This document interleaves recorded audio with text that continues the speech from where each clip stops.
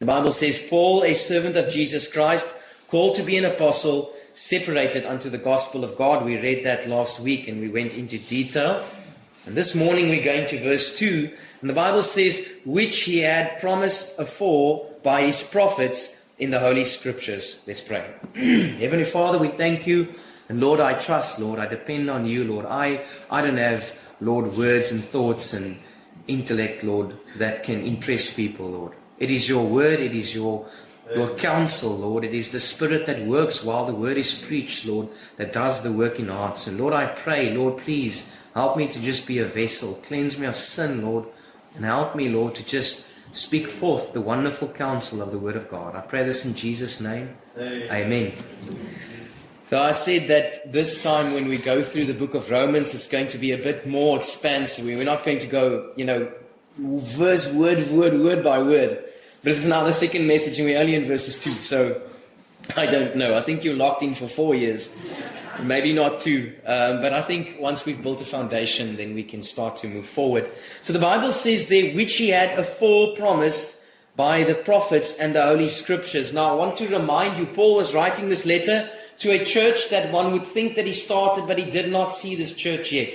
And God in his providence is so amazing that he hinders Paul to come to this church, ultimately then letting him to write the book of Romans to them. He wants to go to a missionary journey to Spain, and he would even want these people to accompany and help him. And so he's writing this letter, the most incredible letter that has ever been written in the entire universe, for me personally.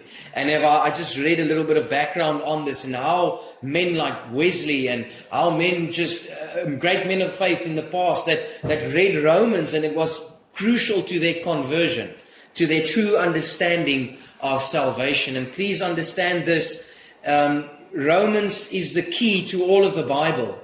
If I don't understand the concepts in Romans like law, and what was the purpose of the law, and I don't understand faith, and I don't understand righteousness, and what is righteousness, and what is imputed righteousness, that is something that you must understand, and that will be the key that unlocks the whole Bible for you. If you don't understand righteousness that is imputed upon you, and you stand before God blameless because of the righteous works of Christ that is placed upon you as a sinner that was believed in Christ as Savior, then there will not be an understanding of the book of Romans, but it will also leave you blank when it comes to the rest of the Bible, because all of the Bible neatly fits together. And here's the summary of the Bible. Christ alone saves. It is His righteousness alone that brings you faultless before the Father at judgment day. Al my Afrikaans deurgekom. So the Bible says there, which he had promised afore by his prophets in the Holy Scriptures. Paul addresses this group of people in Rome, and he immediately addresses himself as a servant, meaning a doulos, but not the slaves that they were used to in Rome. It was a slave of Christ that willingly made himself a slave to his master. He loves the Lord Jesus Christ. It is a joy to be the slave of the Lord Jesus Christ. But this is not a politically correct statement to make to those in Rome, because Paul is not writing this letter to somehow get an audience. He is not concerned to win the people of Rome. It's the gospel that will win a people, or that will work in a man's heart. He doesn't have to use tricks. He doesn't have to say, well, there's a lot of people in Rome that will take offense to the fact that I call myself a slave, because they will think that this letter is beneath them. It doesn't matter. It doesn't matter. And here's the goal of any preacher and any Christian. I don't have to try and give a message that will appeal to the culture and that will appeal to the wisdom of man. This preaching of the cross is foolishness to those who perish. But to us, it's the power of God. There's not a more glorious message than that a sinner that is condemned and on his way to hell can be made righteous by believing upon the Lord Jesus Christ and trusting Him for His righteousness. There's not a more glorious message than that. But to the world it's foolish. The world wants to say, but no, there must be something that I do, and it must be the fact that I was born in a Christian home, and it must be the fact that I was a good person. Surely God will look at that and grant me everlasting life, but that's not the truth.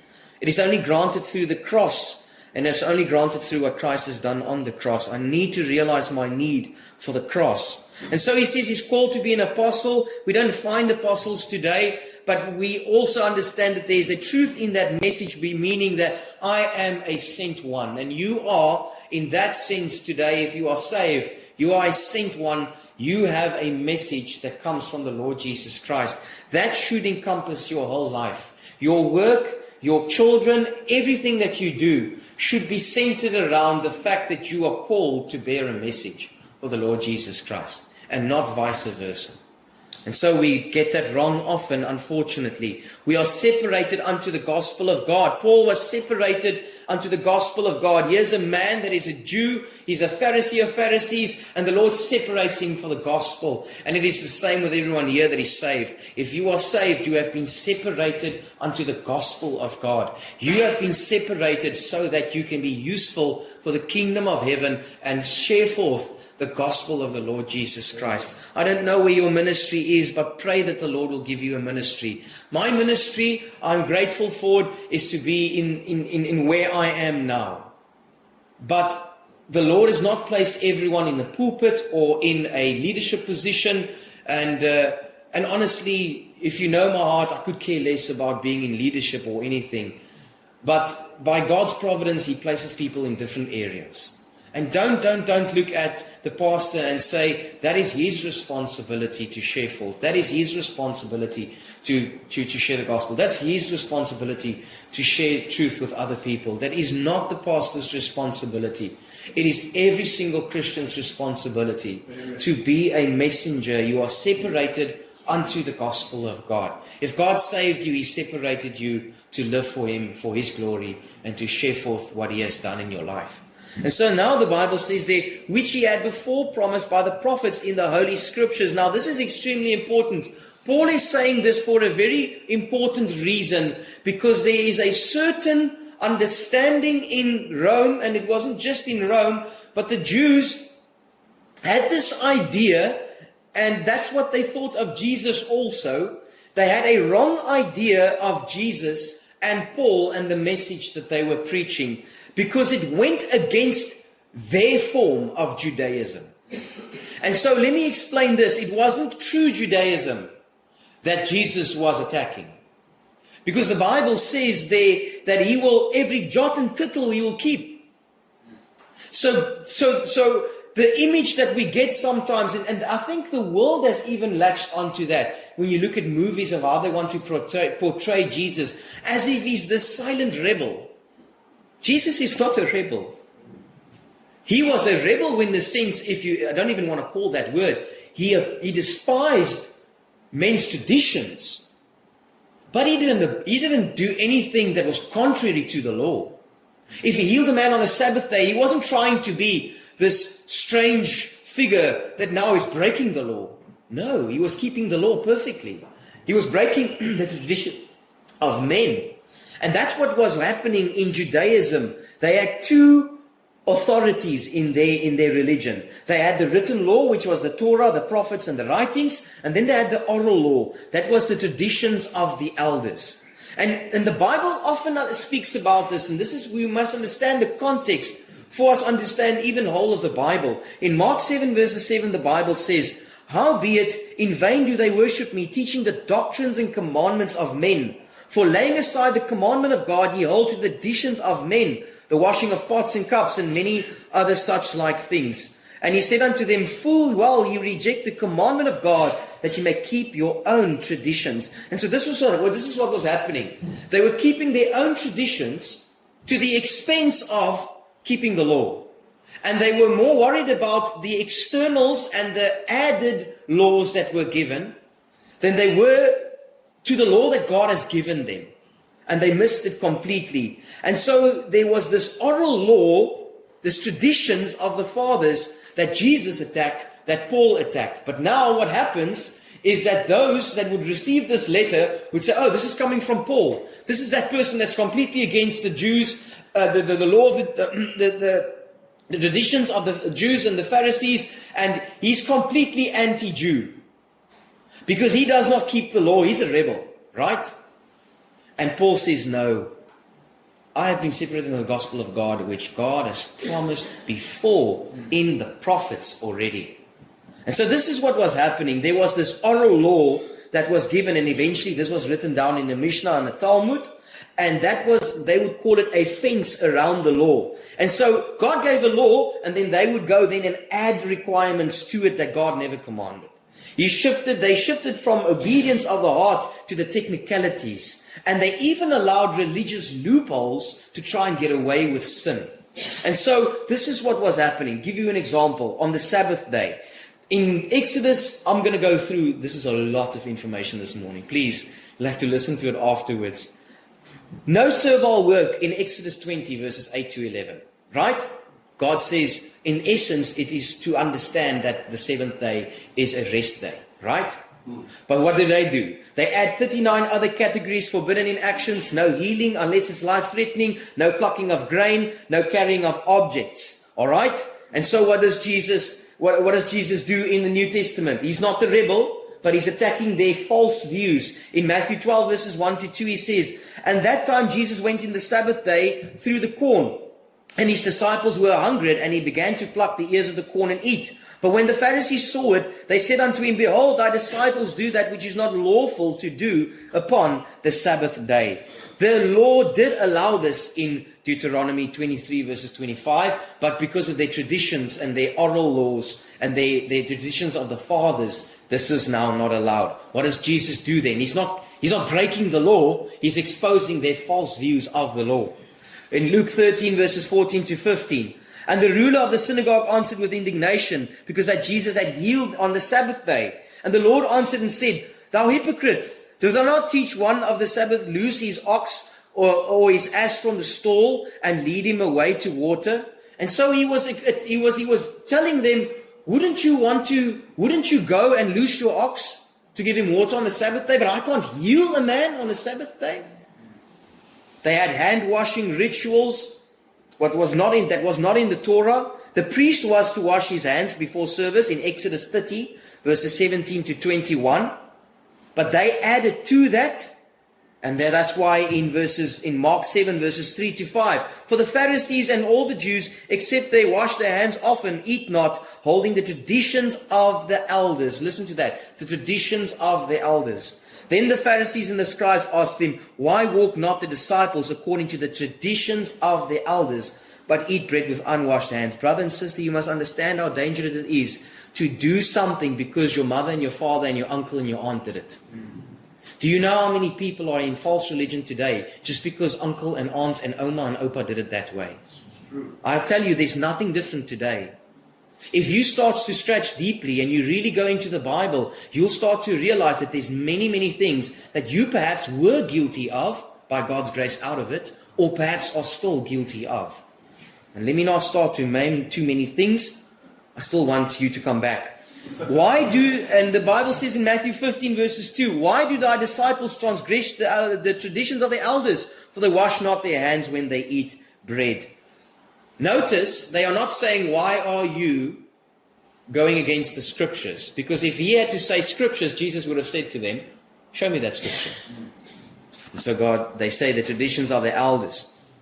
What was Jesus' verdict on this? In Matthew 7 verses 8. For laying aside the commandments of God, ye hold to the traditions of men.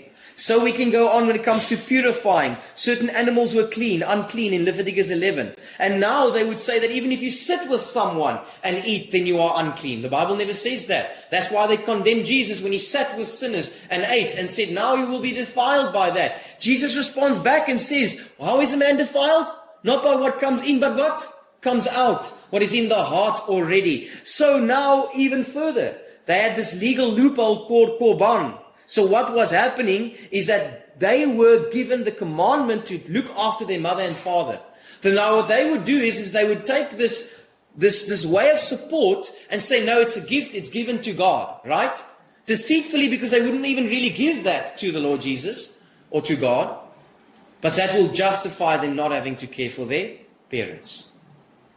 And so it is today also. People justify the means of how they use their own means. Well, you know, Lord, I do this because I love you and this is my way of giving. And people have their own views, their own understandings of everything. But ultimately just make sure that you're not trying to find a loophole. Not to ultimately just serve the Lord and do what is right in His sight. And so in Mark 7 verses 19 to 13, he says, "Full well ye reject the commandments of God, that ye may keep your own traditions. But ye say, if a man shall say to his father or his mother, it is korban, that is to say, a gift, by whatsoever thou mightest be profited by me, he shall be free. And ye suffer him no more to do aught for his father and his mother, making the word of God of none effect through your traditions." God was consistently going and attacking the laws that were bylaws that were made by the Jews. This is very important. You say, where's this? What is this? What is this? What is this at all to do with Romans 1 verses 2? We're getting there. All right? And so ultimately they elevated man's tradition over divine authority. In Matthew 23 verses 4, the Bible says, "For they bind heavy burdens and grievous to be borne, and they lay them on men's shoulders, but they themselves will not move them with their own fingers." And you know what? This is what it is today in pastors and preachers that preach a works-based salvation. If they only understood what it means to preach a works-based salvation, if a person is truly convicted by that message, do you know what his life will look like? If I am from the pulpit need to tell people, you need to make sure you live right, otherwise you won't enter into heaven. If that man takes it seriously and he goes to the Bible, he says, okay, fine, what must I keep to be able to please God? Well, the whole law. And so people can't even keep their own standard. They say, I think I need to be a good person to go to heaven. Well, then go and do what the Bible says is a good person. You can't even closely do what the Bible says. So it's the preachers are saying the same thing. Laying burdens on men that they weren't even themselves willing to lift off, right? The preacher says, be a good person to go to heaven and try to live a good life and do works to. And I'm not saying you shouldn't be a good person. You will become a good person if you're saved. Works will flow from that. But I think you understand what I'm trying to say. And so this is the core issue. Jesus is addressing this. God is now working in not to abolish the law, he defended it. And that's what we're going to look at tonight. And it's so amazing how this works in. In Matthew 5 verses 17 to 18. "Think not that I've come to destroy the law or the prophets. I'm not come to destroy it, but to fulfill it. For verily I say unto you, till heaven and earth shall pass away, one jot or one tittle shall in no wise pass from the law, till all be fulfilled." Now in the Jews or a Hebrew, a jot is a jot, and then a tittle is the smallest stroke distinguishing letters. So the smallest letter and the smallest distinguishing stroke in letters, I will keep to the fullest. And so this is quite incredible, because Jesus Christ kept every single law that was written by God when he lived on earth. I want you to meet someone that never does anything wrong. I don't think you'll like him. You think, why did they crucify Jesus? Because they hated him. And if you weren't saved, you would have hated him also. How do you feel when somebody that is a little bit more righteous than you come and visit your house? What do you want to put away? What language changes when someone comes to your house? How would you change if Jesus comes and visits you? Jesus did not abolish the law. And this is why this is false understanding in the world today. If you look at movies like The Shack and all these things, they try and, because they're not reading their Bible and they don't understand the Bible. So now we've got this image and figure of Jesus that almost breaks the law. He doesn't break the law. He kept the law perfectly. He just exposed man hypocrisy, just like he would have done if he was in our church today. I wonder how many church members we would have had if Jesus preached for 5 weeks. And I'm not trying to say that. Please understand. Please understand, I'm not trying to point fingers at anyone. These are the questions I ask myself. That's why I can say it on a Sunday. Would I want to sit under Jesus' preaching for 5 weeks?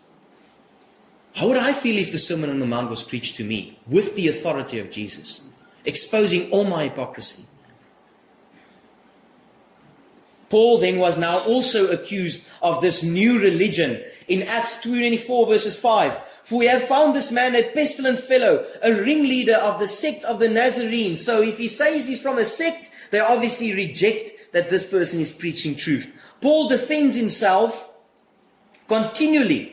In Acts verses 24 verses 14 he says, "But this I confess unto thee, that after the way which they call heresy, so worship I God of my fathers, believing in the things that were written in the law and in the prophets." And so Paul was defending his authority, and he was saying that I am and I preach and I believe what was written in the Old Testament. I have not come to revolutionize and make a new way. Although there's a new way, it's by grace. But I am not taking away from what God has written in the Old Testament. And so now this morning, this is only the introductions, brothers and sisters.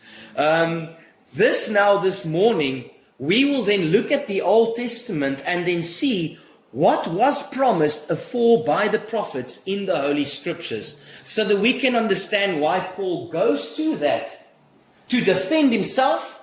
I believe to defend Jesus, not that he needs to defend anyone. Jesus doesn't need to be defended. But in reality, God is writing this letter.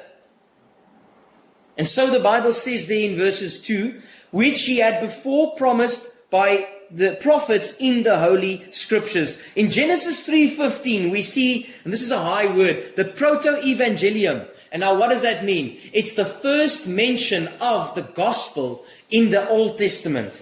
Genesis 3 verses 15 says, and I will put enmity between thee and the woman, and between thy seed and her seed, and it shall bruise thy head, and thou shalt bruise his heel.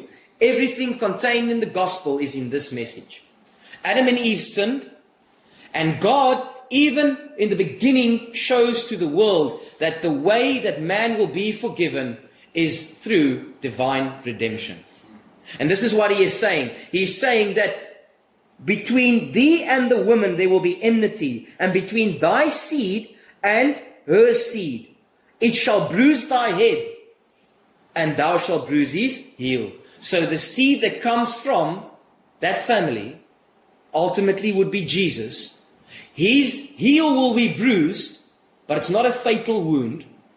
And we understand that Christ was marred and martyred, but he ultimately had victory. But whose head did he bruise? And when it's a head bruise, it's a death blow.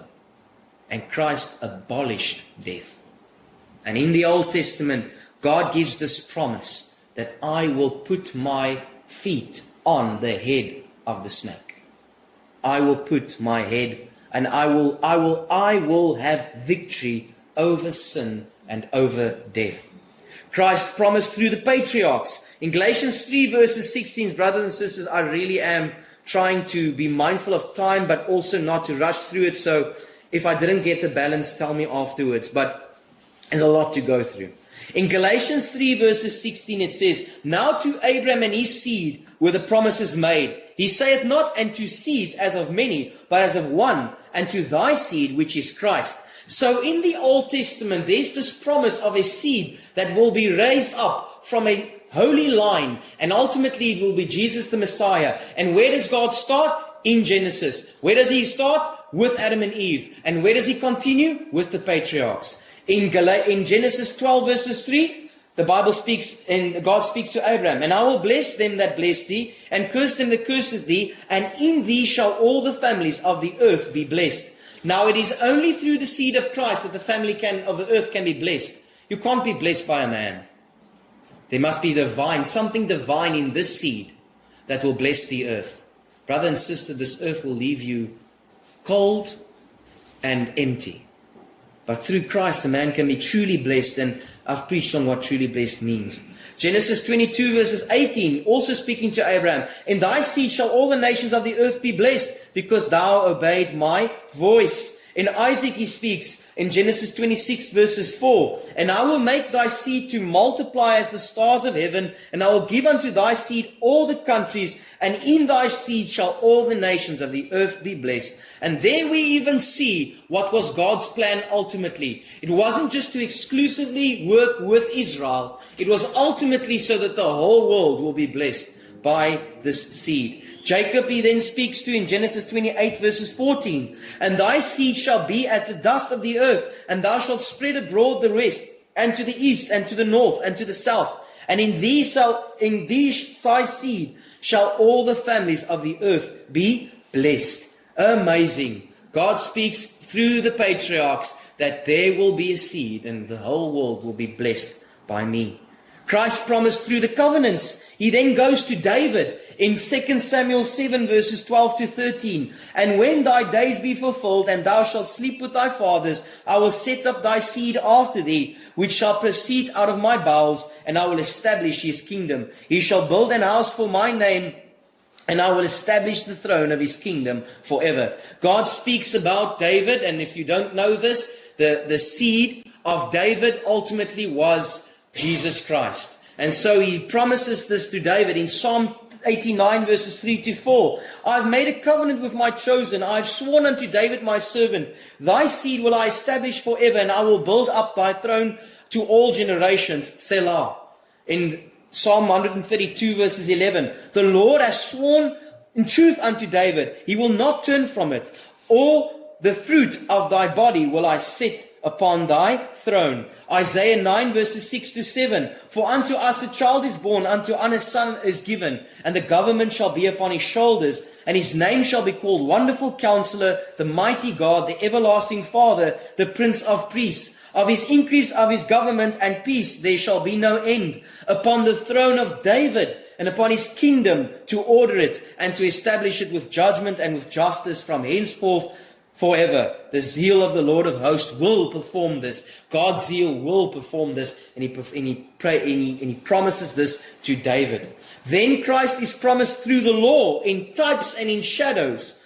In John 5 verses 46, for had ye believed Moses, you would have believed me, for he wrote of me. How did Moses write of me?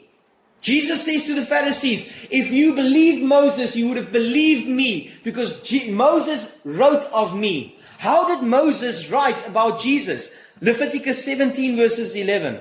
For the life of the flesh is in the blood, and I have given it unto you upon the altar to make an atonement for your souls. For it is the blood that maketh an atonement for the soul. In Hebrews 10 verses 1 we see, for the law having a shadow of good things to come, and not the very image of the things, can never with those sacrifices which they offered year by year continually make the comers thereunto perfect. But we understand that that was an image, that was a picture. Blood must be shed for the remission of sin. And whose blood was shed for your remission? Jesus Christ. Exodus 12 verses 13. And the blood shall be to you for a token upon the houses where you are. And when I see the blood, I will pass over you, and the plague shall not be upon you to destroy you and smite you in the land of Egypt. What an image of salvation and judgment day. When God looks at you, and it is that moment where you will either go to heaven or hell, is God going to look at the blood that is applied to you or at you? Good luck if He's going to look at you. Because at that moment, He will see all your sin, even if you try to change it. But when God looks at you and He sees the blood that is applied, He passes over you, just like He passed over those in Egypt that had the blood on the doorpost. Brother and sister, if you died right now, is there blood over your soul? Or is there, I've been a good person, I've tried to live right, I'm trying to be a nice person? That will crumble on Judgment Day. But if you die with this confidence that I've repented of my sin and I've trusted in Christ alone as my Savior, I believe in the blood of Christ for my forgiveness and for my sin, there can be no judgment. It will be past. 1 Corinthians 5:7, purge out therefore the old leaven, that ye may be a new lump, as ye are unleavened. For even Christ our Passover is sacrificed for us. We looked at Egypt, and now in 1 Corinthians, Jesus Christ says, He is our Passover. In Numbers 21 verses 8 to 9, and the Lord said unto Moses, make thee a fiery serpent, and set it upon a pole. And it shall come to pass that everyone that is bitten, when he looketh upon it, shall live. Now in the New Testament, or let me go further in verses 9, and Moses made a serpent of brass and put it upon the pole. And it came to pass that if the serpent had bitten any man, when he beheld the serpent of brass, he lived. What does it say in John 3 verses 14? And as Moses lifted up the serpent in the wilderness, even so must the Son of Man be lifted up, that whosoever believeth in Him should not perish, but have eternal life. Hallelujah. And so what happened in the Old Testament? They murmured, they complained, they were sinners, just like us. Have you ever murmured and complained? Well, then you're a sinner just like them, right? And God sends a serpent to bite them. And then, after He sends the serpent, He says to them, now go be a good person for a whole week and then the venom will go out of your system. No. He says, take a brass serpent, put it upon a hill, and when people look upon that, they will be healed. Brother, you have poison in you that is much worse than a serpent's poison. You have the poison of sin in you. And you can do whatever you want. You can go and do blood transfusion. You cannot remove the sin that is in you unless you humbly look to the cross. And as Moses was lifted up, or the serpent was lifted up, so must the Son of Man be lifted up. And He has been lifted up. He has been crucified and has given assurance unto all men that He raised Him from the dead. So the Bible says there, even in Psalms, He promised a Messiah. In Psalms 21 verses 16 to 18, for dogs have compassed me, the assembly of the wicked have enclosed me, they pierced my hands and my feet. I may tell all my bones, they look on and stare upon me. They part my garments among them and cast lots upon my vestures. Psalm 2 verses 7 and 8 says, I'm going ahead of myself. I will declare the decree. The Lord hath said unto me, thou art my son, this day I have begotten thee. Ask of me, and I shall give thee the heathen for thy inheritance, and the uttermost parts of earth for thy possession. In Psalm 110 verses 1, the Lord said unto my Lord, sit thou at my right hand, until I make mine enemies a footstool. And this is what David says. Now Jesus points back to Psalm 110, when he rebukes them and says this to them. Listen to Matthew 22 verses 44 and 45. The Lord said unto my Lord, sit thou on my right hand, till I make mine enemies thy footstool. If David then call him Lord, how is he his son? So Jesus is so smart. He uses the Old Testament and he's rebuking them and he's showing them their error. He's not a rebel. He's a man that keeps the law absolutely perfectly and is exposing all kinds of hypocrisy of man. Brother and sister, what hypocrisy will He expose in your life today?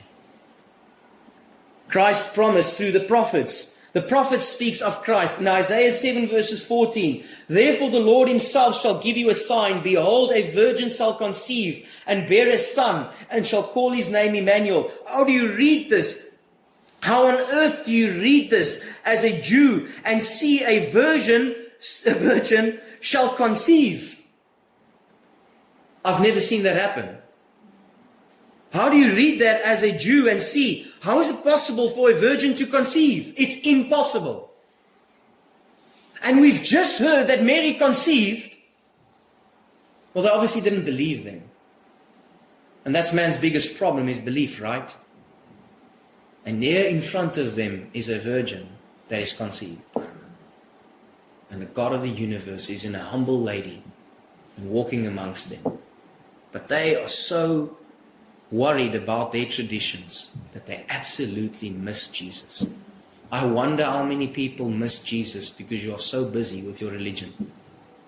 You are so busy trying to be a supposed good person that you've never come to understand that you are sinful and vile, and you never looked with a saving eye to the man that was lifted up.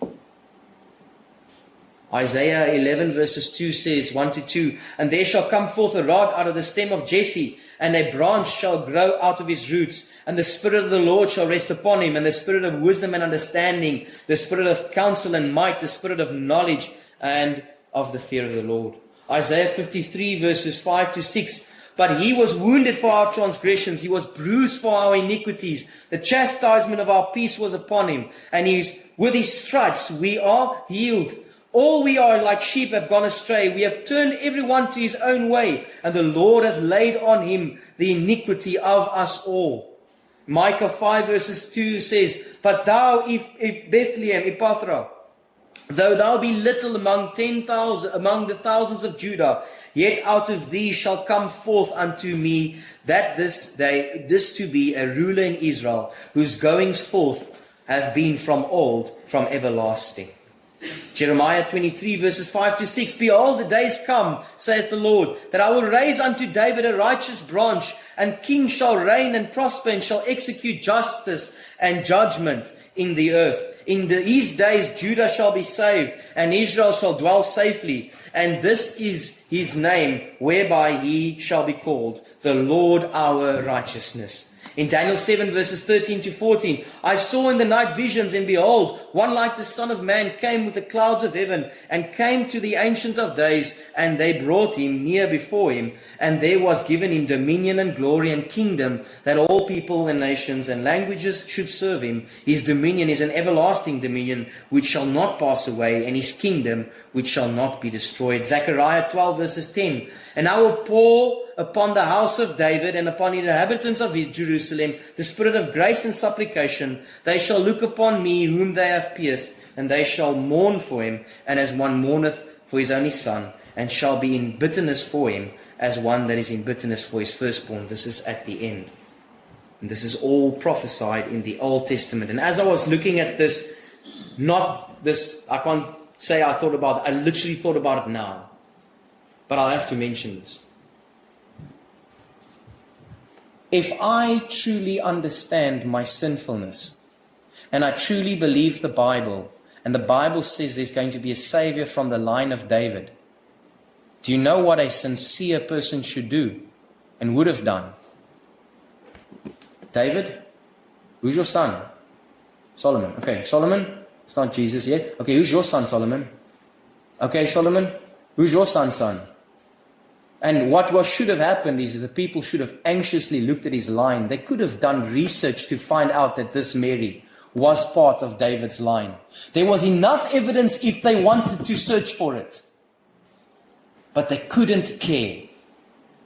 And I wonder how many people today couldn't really care about their sin. Because if you truly understood your sinfulness, you would run to find a solution.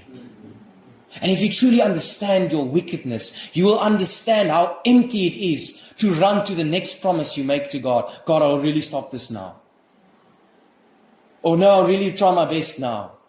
You'll understand how impotent, if that's even a word, your own merit and efforts will be to ever cleanse yourself from your sinfulness.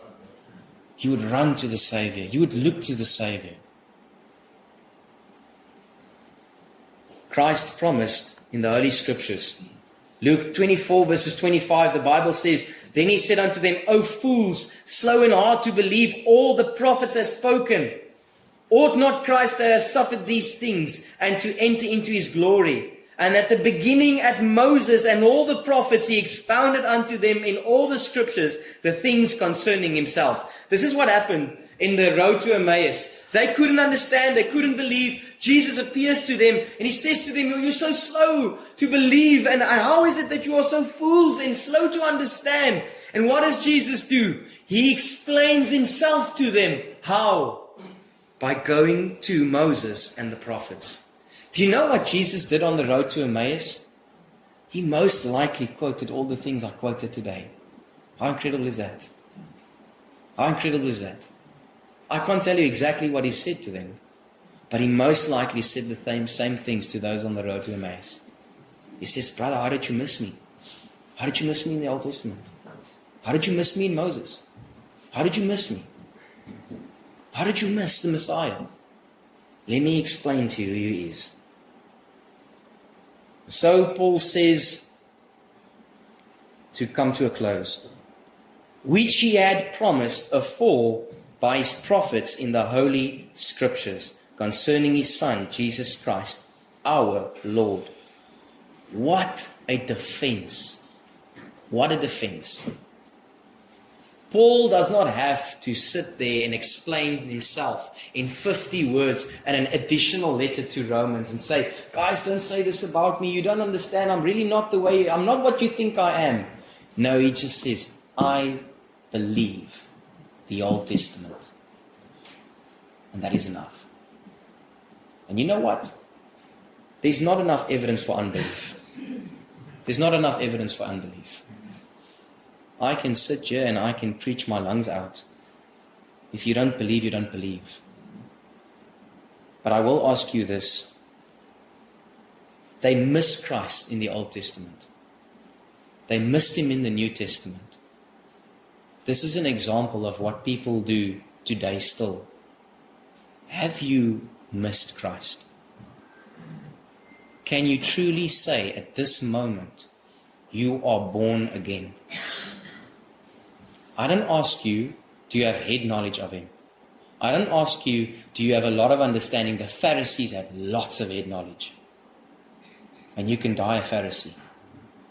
I'm not asking you how much you know. I'm asking you, have you understood your need for Jesus? And is he your atonement? Is he your righteousness? Is he all that you will present on Judgment Day? Or have you also missed him? Let's pray. Heavenly Father, we love you, Lord, and we thank you for your perfect counsel. Lord, your scripture is beautiful, Lord. And Lord, we want to praise you for it, Lord. Lord, I pray if there's someone here this morning that is unsaved, Lord, please, Lord, use the Holy Spirit to convict their hearts, Lord.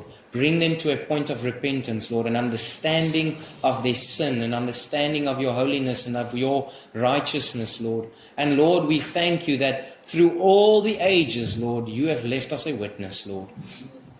Lord, you have left no one without a witness. None of us, Lord, can say we didn't know. You will be so righteous on Judgment Day, Lord. Lord, I thank you for your grace. Thank you for your mercy, and I pray, Lord, that you would work in hearts. I pray this in Jesus' name. Amen. Please visit us at 10 Van Plettenberg Street, or call us on 060 970 6744. May the Lord lift up his countenance upon you and give you peace.